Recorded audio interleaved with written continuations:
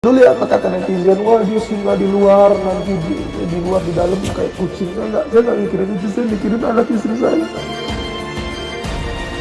Saya ingin sampaikan isi hati saya bahwa saya itu nggak benci sama beliau. Habib Lutfi itu ulama, bukan sekedar ulama, dan beliau menzuriatin Nabi. Langsung bilang, saya punya pengacara, saya berhak untuk pengacara di sana. Gitu loh. Iya. Saya bawa sekarang. Jadi makanya geledah semua itu sudah ada perintah, sudah ada sebuah perintah. Nih.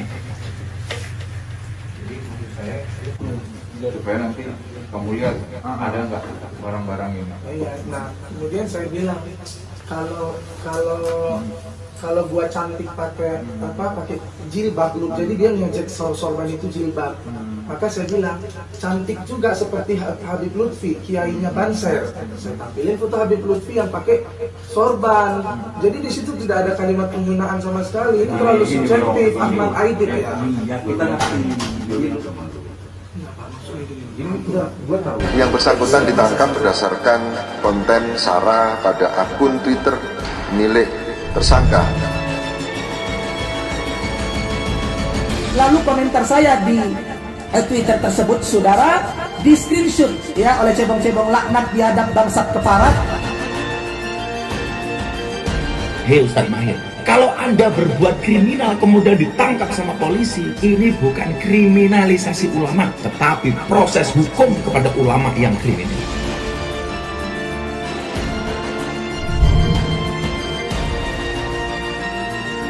Semenjak saya masuk penjara ini, semenjak saya masuk ke tahanan ini, kita ini sebagai ustadz, sebagai dai harus introspeksi diri lah. Nggak selamanya kita sebagai ustadz itu benar. Kalau saya masuk penjara dan ditahan itu, istri saya yang jadi, siapa sih suami mana ya saya sama istrinya. Saya itu sudah kasih sama istri saya. Dia nggak kerja sama sekali.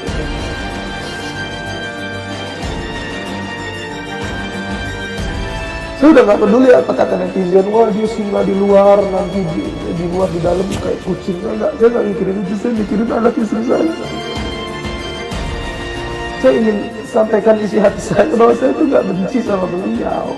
Habib Lutfi itu ulama, bukan sekedar ulama, dan beliau menzuriatin Nabi. Saya itu udah minta maaf dan cium tangan beliau itu.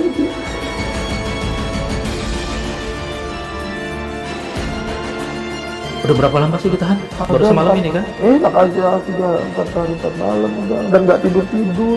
Ditahan itu di penjara, Pak, dibawa di isolasi. Saya juga jadi gimana ngelihat Anda ini ya? Kalau sebelumnya kan gahar, sekarang baru 4 malam nginep di sini udah jadi cengeng kayak. Pria yang mengaku ustadz ini ditangkap di kediamannya di Bogor, Jawa Barat. Dalam hal ini, Maher telah ditetapkan sebagai tersangka karena melanggar pasal 45 ayat 2, junto pasal 28 ayat 2 tentang perubahan atas Undang-Undang Nomor 11 Tahun 2008 tentang Informasi dan Transaksi Elektronik dengan ancaman 6 tahun penjara serta denda 1 miliar rupiah. Pasal 45 ayat 2, junto pasal 28 ayat 2, Undang-Undang Nomor 19 Tahun 2016 tentang perubahan atas Undang-Undang Nomor 11 Tahun 2008 tentang ITE dengan ancaman pidana penjara 6 tahun dan atau denda paling tinggi 1 miliar rupiah. Maher berurusan dengan hukum setelah adanya laporan dari seseorang bernama Waluyo Wasis Nugroho pada 27 November lalu karena cuitannya di media sosial Twitter diduga telah menghina guru besar Nahdlatul Ulama Habib Lutfi bin Yahya. Yang bersangkutan ditangkap dengan pelapor saudara WWN warga NU Baris Krim Polri pada tanggal 27 November 2020.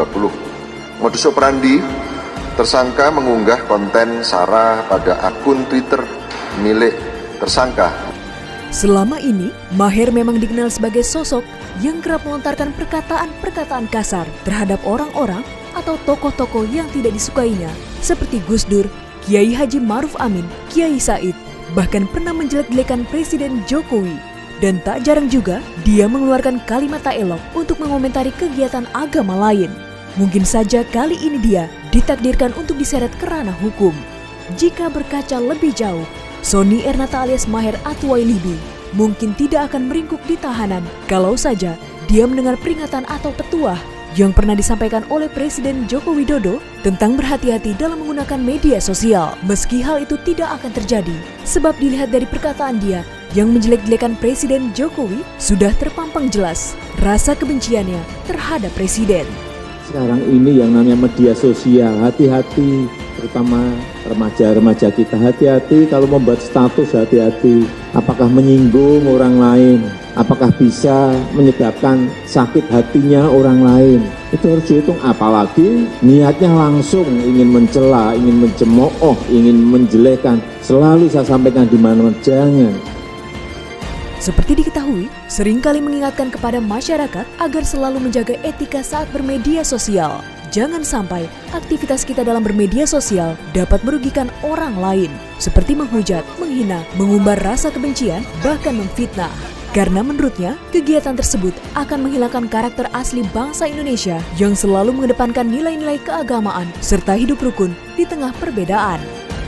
Yang berkaitan dengan etika di dalam media sosial, coba kita lihat sekarang, buka saling menghujat, saling mengejek, saling memaki, saling menjelekkan. Apakah itu kepribadian bangsa kita? Apakah itu budi pekerti yang ditanamkan kepada kita? Saya kira tidak. Selain mengingatkan untuk terus beretika dalam bermedia sosial, Presiden Jokowi juga mengingatkan bahwa perbedaan-perbedaan yang ada di Indonesia adalah sebuah ciri khas serta warisan yang harus dijaga oleh semua anak bangsa. Keberagaman, perbedaan-perbedaan, warna-warni negara kita betul-betul telah menjadi sunatullah, menjadi hukum Allah yang diberikan kepada kita bangsa Indonesia. Inilah yang terus harus kita jaga, kita pelihara. Seiring dengan berjalannya waktu, di mana teknologi yang juga berkembang semakin pesat, maka semua orang pun dapat dengan mudah berbagi informasi serta berkomunikasi dengan menggunakan media sosial. Kendati demikian, media sosial yang sangat terbuka, selain banyak memberikan manfaat, tetapi juga banyak memberikan kerugian. Oleh karena itu, tidak ada salahnya jika kita mengikuti anjuran Presiden Jokowi untuk terus menjaga perbuatan dan lisan kita dalam bermedia sosial jika tidak ingin mengalami nasib yang sama seperti Ustadz Maher.